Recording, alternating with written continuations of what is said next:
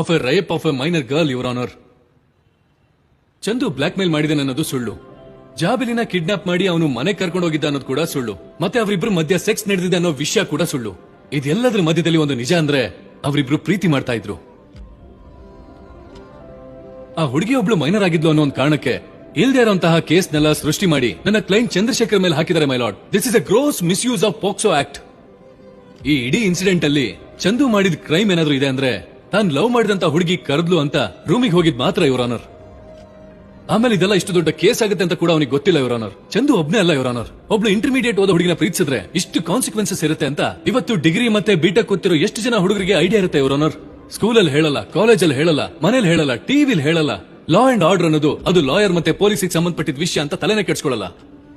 ಅಷ್ಟಕ್ಕೂ ಅವ್ರಿಗಾಗೆ ಕ್ರಿಯೇಟ್ ಆಗಿರೋ ಕಾನೂನು ಅವರಿಗೆ ಗೊತ್ತಿಲ್ಲ ಅಂದ್ರೆ ಹೇಗೆ, ಯುವರ್ ಆನರ್? ತಪ್ಪು ಮಾಡಿ ಶಿಕ್ಷೆ ಕೊಡೋ ಮೊದಲು ಅಷ್ಟಕ್ಕೂ ಆ ತಪ್ಪೇನು ಅಂತ ಅವ್ರಿಗೆ ಹೇಳ್ಬೇಕಲ್ಲ, ಯುವರ್ ಆನರ್. ನಮ್ ದೇಶದಲ್ಲಿ ಓದೋದ್ರ ಜೊತೆ ಕಾನೂನು ತಿಳಿಸ್ಕೊಡ್ಬೇಕು, ಯುವರ್ ಆನರ್.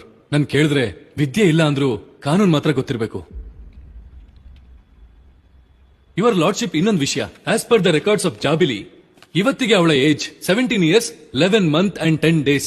ಮಲಾಡ್, ಈ ಇನ್ಸಿಡೆಂಟ್ ಏನಾದ್ರೂ ಒಂದು 20 days ಆದ್ಮೇಲೆ ನಡೆದಿದ್ರೆ ಆಗಿದ್ದು ಕೇಸೇ ಆಗಿರ್ತಿರ್ಲಿಲ್ಲ. So 17th year 364th day ನಡೆದಿದ್ದು ತಪ್ಪಾಯ್ತು ಅಂದ್ರೆ 18th year 1st ಡೇ ನಡೆದ್ರೆ ಸರಿಯಾಗ್ಬಿಡುತ್ತೆ, ಯುವರ್ ಆನರ್. ಇಲ್ಲ, ನನಗೆ ಅರ್ಥ ಆಗದಿರೋ ವಿಷಯ ಏನಂದ್ರೆ, ಯುವರ್ ಆನರ್, ಇವತ್ತಿಲ್ದಿರೋ ಮೆಚುರಿಟಿ ನಾಳೆ ಬರುತ್ತೆ ಅನ್ನೋದಕ್ಕೆ ಇದೇನು ಇನ್ಸ್ಟೆಂಟ್ ಡೆಲಿವರಿ ಅಲ್ವಲ್ಲ, your honour. It is a very subjective matter. ಮತ್ತೆ ನಮ್ಮ ಕೇಸ್ ಕಾನೂನಿಗೆ ನಮ್ಮ ಮನಸಾಕ್ಷಿ ಮಧ್ಯದಲ್ಲಿದೆ, ಯುವರ್ ಆನರ್.